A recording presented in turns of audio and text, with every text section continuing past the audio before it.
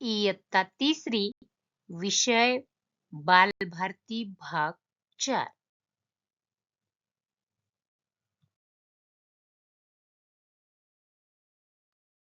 घटक अवतीभोवती होणारे बदल. बालमित्रांनो, हे 2 चित्र पहा बरे. काय बरे दिसते आहे चित्रांमध्ये? अगदी बरोबर. दोन्हीही चित्र वेगवेगळी आहेत.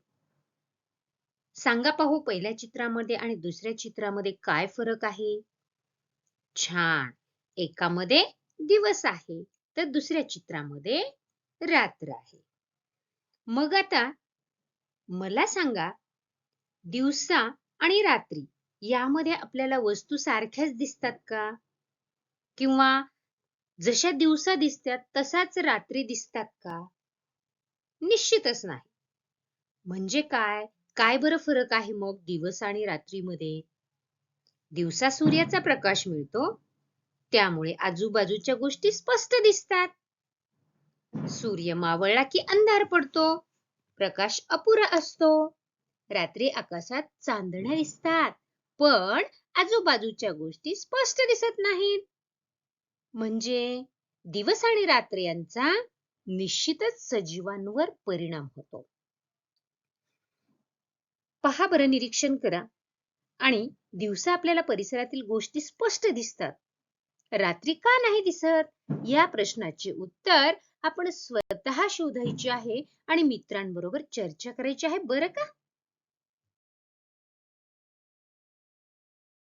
बालमित्रांनो, सांगा पाहू, हे चित्र कशाचे आहे आणि कशा संदर्भात दिलेले असतील बरं? छान. एक झाड आहे, बाजूला सूर्य पण आहे. अगदी बरोबर निरीक्षण केलं. झाडाची सावली सुद्धा आपल्याला इथे दिसतीये. छान. मग आता माझ्या काही प्रश्नाची उत्तरे आपण देणार? नक्कीच. सकाळी सूर्य उगवल्यानंतर सावली कोणत्या दिशेला दिसते? बरोबर. ती लांब आहे की आखूड? छान. सूर्य डोक्यावर आला की सावलीत काय फरक दिसतो? छान. सर्वांनी उत्तर बरोबर दिलीत बरं का? आणखी एका प्रश्नाचं उत्तर द्यायचं आहे माझ्या. संध्याकाळी सूर्य मावळायच्या आधी सावली कशी दिसते? छान. म्हणजे तुम्ही या सावलीचा अनुभव सुद्धा घेतलेला दिसतोय. पहा. सकाळी सूर्य कोणत्या दिशेला उगवतो? बरोबर, पूर्व दिशेला उगवतो. आणि ज्यावेळेस सूर्य पूर्व दिशेला उगवत असतो, त्यावेळेस आकाशामध्ये विविध रंगांच्या छटा दिसतात, जसे की केशरी रंग, जरासा पिवळा दिसतो आणि अगदी छान अशा सूर्योदय होताना वेगवेगळ्या रंगीबेरंगी छटा आपल्याला आकाशामध्ये पाहायला मिळतात. सूर्य उगवताना ऊन कसे असते बरं? छान, कोवळे ऊन असते. सावल्या पश्चिमेकडे पडतात आणि त्या लांब होत जातात. सूर्य हळूहळू वर सरकू लागतो, तसतशा सावल्या आखूड होऊ लागतात. सूर्य डोक्यावर आला की सावल्या खूपच लहान होतात. सूर्य हळूहळू पश्चिमेकडे सरकू लागतो. अगदी बरोबर. ही वेळ असते सायंकाळची. सावल्या पूर्वेकडे सरकू लागतात आणि त्या लांब होऊ लागतात. सूर्य मावळल्यानंतर पश्चिमेकडे आकाशात विविध रंगांच्या छटा दिसतात. आणि एरवी आकाश कसं बरं दिसतं? बरोबर, निळ्या रंगाचं आकाश आपल्याला पाहायला मिळतं. म्हणजे बाळांनो, आपण सूर्य उगवल्यापासून तर सूर्य मावळेपर्यंत आकाशाचं निरीक्षण नकळतपणे उठल्यापासून करत असतो. आणि हे सावली रूपानं निरीक्षण आपलं नेहमीच चालू असतं. त्या पद्धतीनंच आपल्याला ही नेमकी कोणत्या वेळेला कशी सावली दिसते, हे आपल्याला या चित्रावरून स्पष्ट होतंय. छान. अगदी बरोबर सांगितलेत हं.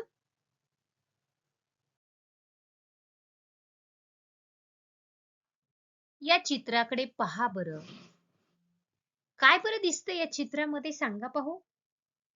छान. एक सूर्यास्ताच्या वेळेचं हे चित्र आपल्याला अगदी विलोभनीय करणारं दिसतंय. आपण पाहतो की नाही, सूर्यास्त म्हणजे पश्चिमेकडे जेव्हा सूर्य अस्ताला जायची वेळ असते, त्यावेळेस आकाश कसं दिसतं हे या चित्रामध्ये आपल्याला दिसते. आणि बरं का बालमित्रांनो, असे काही ठिकाण आहेत की लोक सूर्यास्त पाहायला मुद्दाम तिथे जातात. कोण बरे सांगेल मला? चला ऐकूयात आपण नेमकं हे सूर्यास्त पाहण्याची जागा कोठे बरे असेल. पहा, सातारा जिल्ह्यातील महाबळेश्वर हे थंड हवेचे ठिकाण म्हणून प्रसिद्ध आहे आणि तिथल्याच एका जागेला सूर्यास्त पाहण्याची जागा असेच म्हणतात. का बरं म्हणत असतील असं?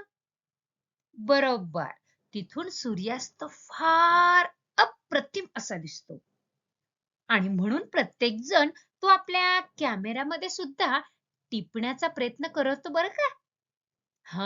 आपण सहलीमध्ये जातो की नाही, माथेरान, महाबळेश्वर, सिंहगड, प्रतापगड, अरे वा, बरेच सहलीचे ठिकाण आपण फिरून आलेले दिसताय. मग त्यापैकीच हे महाबळेश्वर मधील ही सूर्यास्त पाहण्याची जागा आहे. आणि म्हणून महाबळेश्वरला गेलेले जे काही पर्यटक असतात ना, ते संध्याकाळी मुद्दाम त्या ठिकाणाला भेट देतात आणि अगदी नयनरम्य सूर्यास्ताचा अनुभव घेतात. आपणही आणखी घेणार की नाही? नक्कीच. छान.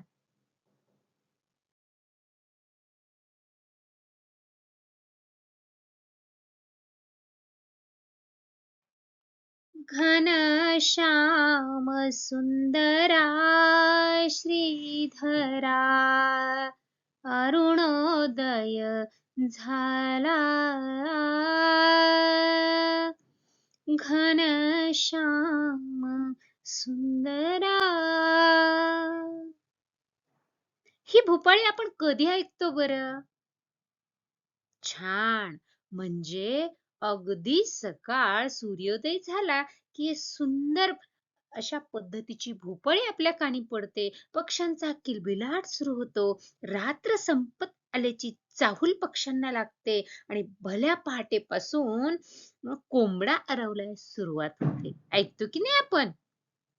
पक्षी घरट्यातून बाहेर पडतात, थव्याने उडू लागतात आणि त्यांचा अन्नाचा शोध सुरू होतो. फुलं झाडावरच्या कळ्या हळूहळू उमलू लागतात. त्यांची फुले होतात. त्या फुलांमध्ये गोड मकरंद असतो.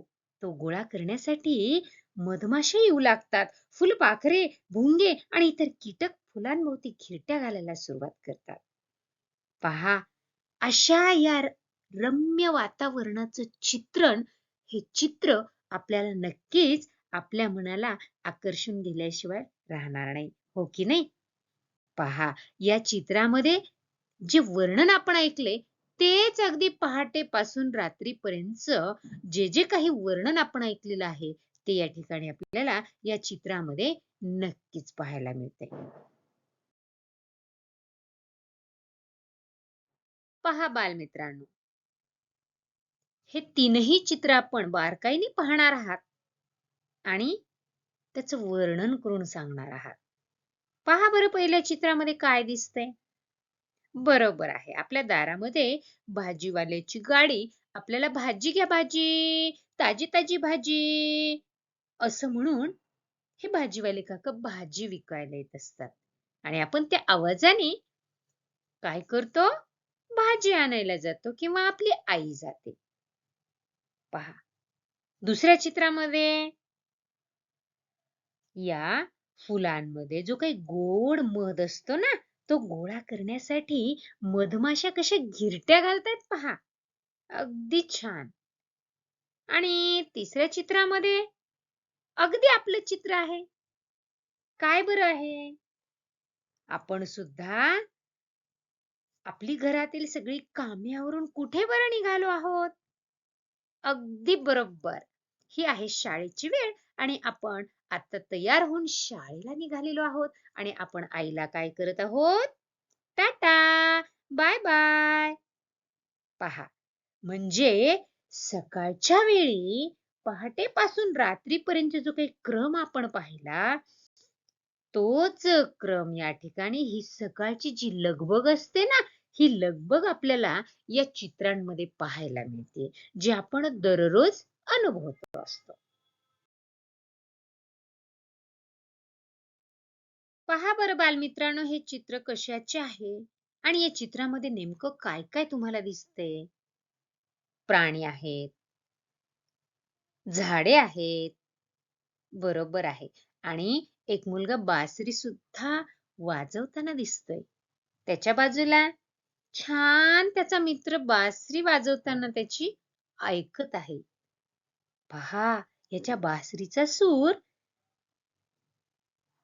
एक गाय सुद्धा कान देऊन ऐकत आहे बरं का. काही जनावरे झाडाखाली बसली आहेत, काही चरत आहेत. असं वेगवेगळं छान असं निसर्गातील आपल्या शेतामधील, रानामधील असं हे सुंदर वातावरण असलेलं चित्र आपल्याला पाहायला मिळते. गाई म्हशींना गुराखी चारायला घेऊन जातात की नाही? मग पोट भरले की जनावरे निवांत ठिकाणी बसतात. रवंथ करू लागतात. अरे हो, रवंथ ऐकलंय कधी? रवंथ म्हणजे काय बरं मग? पहा, नीट लक्ष देऊन ऐका बरं का. काही प्राणी पोट भरेपर्यंत चरतात. नंतर पोटातील अन्न थोडे थोडे तोंडात आणून चघळतात आणि हे चघळलेले अन्न परत गिळतात. त्याला रवंथ करणे म्हणतात. आणि रवंथ केल्यामुळं या प्राण्यांना अन्न नीट पचते बरं का. सांगा बरं मग रवंथ करणारे प्राणी कोणते असतील? बरोबर आहे, आपल्या गोठ्यामधील गायी, म्हशी हे रवंथ करणारे प्राणी आहेत. आणि मग चरून झालं की संध्याकाळ झाली की हे गायी गुरे गोठ्यामध्ये परततात. पक्ष्यांचे थवे सुद्धा घरट्याकडे निघतात. जसं आपण सुद्धा शाळा सुटल्यानंतर कोठे निघतो बरं? घराकडे. अगदी तसंच.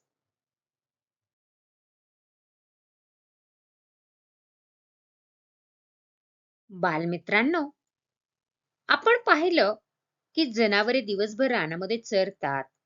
पक्षी सुद्धा स्वतःचं अन्न शोधत राहतात. मात्र सायंकाळ झाली की त्यांना घराची ओढ लागते. पण आपल्या या निसर्गामध्ये काही निशाचर सजीव असे आहेत की ते सूर्य मावळल्यानंतर अन्न शोधायला बाहेर पडतात. निशाचर म्हणजे काय? अगदी बरोबर विचारलं.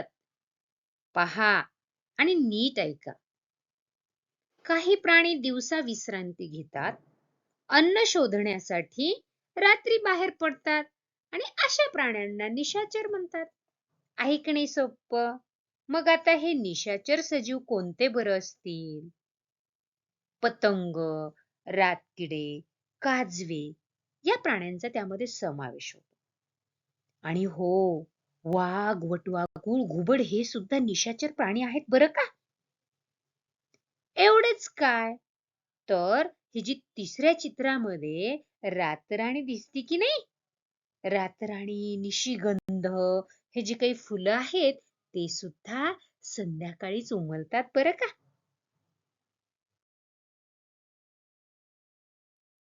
हे चित्र पहा बरं मित्रांनो. बरोबर आहे. हे चित्र चंद्राच्या विविध कलेचे दाखवलेले आहे. या चंद्राच्या विविध कला म्हणजे काय? किंवा कशाला चंद्राच्या विविध कला म्हणायच्या? किंवा आकाशामध्ये या कला किंवा या प्रकारच्या चंद्राच्या प्रतिमा केव्हा दिसतात? हे आपण पाहूया. पहा बरं, जिथून आकाश तुम्हाला स्पष्ट दिसणार आहे, अशी तुम्ही एक मोकळी जागा शोधायची आहे. पहा, नीट ऐका. ही कृती तुम्हाला प्रत्यक्ष करायची आहे. आणि एक आठवडा रोज संध्याकाळी त्या ठराविक वेळी त्या जागेवरती तिथं जायचं आहे. आणि काय बरं करायचं आहे? चंद्र रोज एकाच ठिकाणी दिसतो का? हे पाहायचं आहे. आणि चंद्राचा आकार सुद्धा रोज तसाच दिसतो का? हे सुद्धा निरीक्षण करायचं आहे. करणार की नाही? पहा, आपण जर आकाशाकडे टक लावून बघत बसलो, आकाश निरीक्षण केलं, तर निश्चितच आपल्या लक्षात येईल की चंद्राची उगवण्याची वेळ ही दररोज वेगवेगळी असते. ठराविक वेळी आकाशात चंद्र शोधला तर दररोज तो वेगवेगळ्या ठिकाणी दिसतो आणि त्याचा आकारही दररोज बदलतो बरं का. मग आता आपण पाहणार आहोत की या ज्या चंद्राच्या विविध कला दिसतायत की नाही तुम्हाला समोर, तिथे कधी पूर्ण चंद्र दिसतोय, कुठे थोडासा कमी झालेला, नंतर आणखी थोडा कमी, नंतर पुन्हा कमी, कमी आणि शेवटी सगळ्यात कमी. अशा पद्धतीने त्या ठिकाणी चंद्राच्या या कला दिसतायत. ज्या दिवशी पहा, जेव्हा तुम्ही अशी कृती करणार की नाही, एका जागेवर जाणार, तिथे उभे राहणार, आकाश निरीक्षण करणार, चंद्र रोज एकाच ठिकाणी दिसतो का हे पाहणार आणि त्याचा आकार सुद्धा तुम्ही पाहणार. मग आता एक दिवशी तुम्हाला चंद्र पूर्ण गोल गरगरीत दिसणार पहा.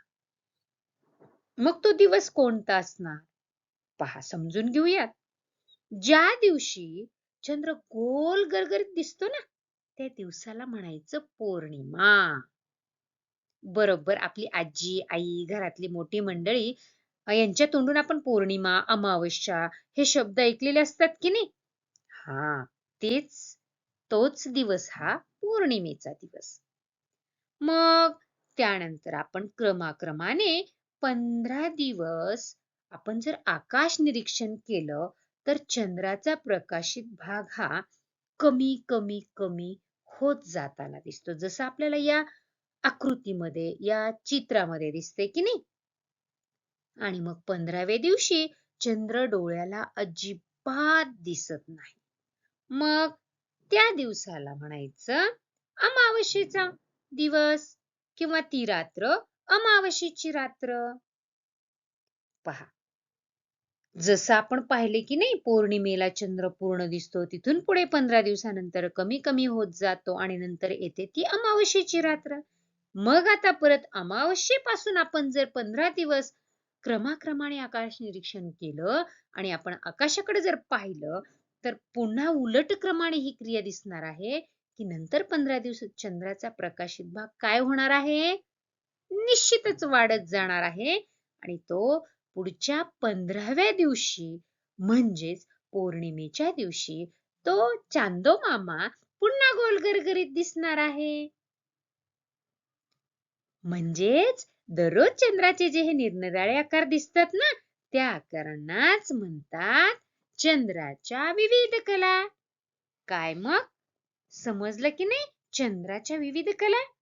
आपण आता काय करणार आहोत, याविषयी सांगितल्याप्रमाणे एक छानशी जागा ठरवून असं आकाश निरीक्षण करणार आहोत बरं का.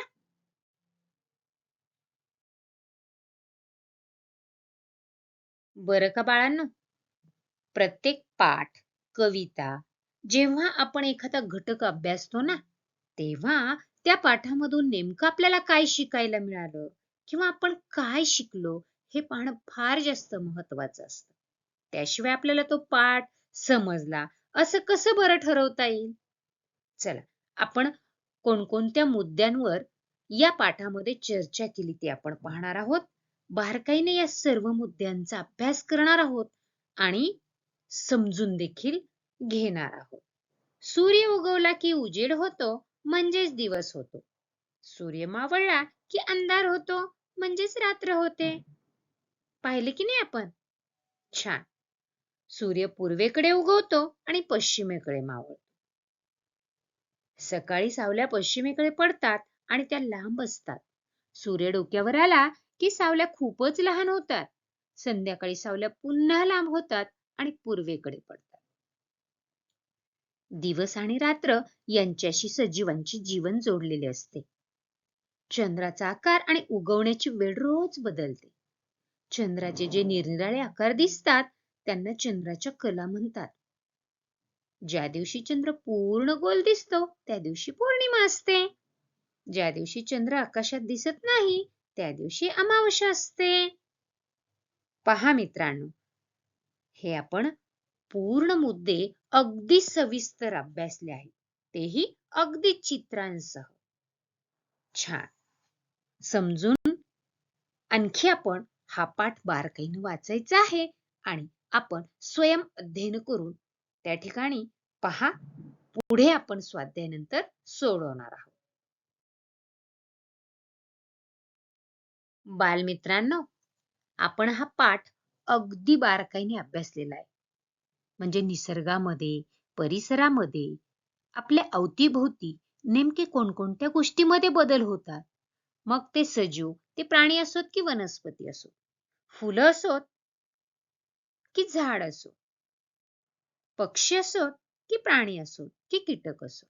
मग त्या प्रत्येकांमध्ये सूर्योदयापासून सूर्यास्तापर्यंत नेमके काय काय बदल होतात, कशामुळे होतात, किंवा या चंद्राच्या विविध कला कोणत्या, म्हणजे या परिसरातील घडणाऱ्या ज्या काही घटना आहेत, या प्रत्येक घटनेचा अभ्यास, प्रत्येक संकल्पना आपण अगदी बारकाईने चित्रासह समजून घेतलेली आहे.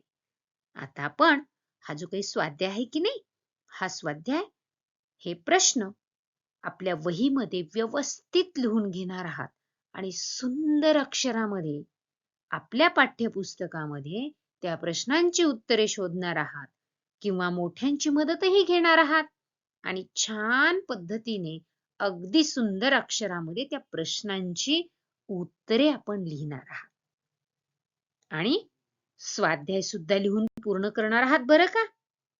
चला तर, घ्या आपली वही आणि लागा बरं तयारीला.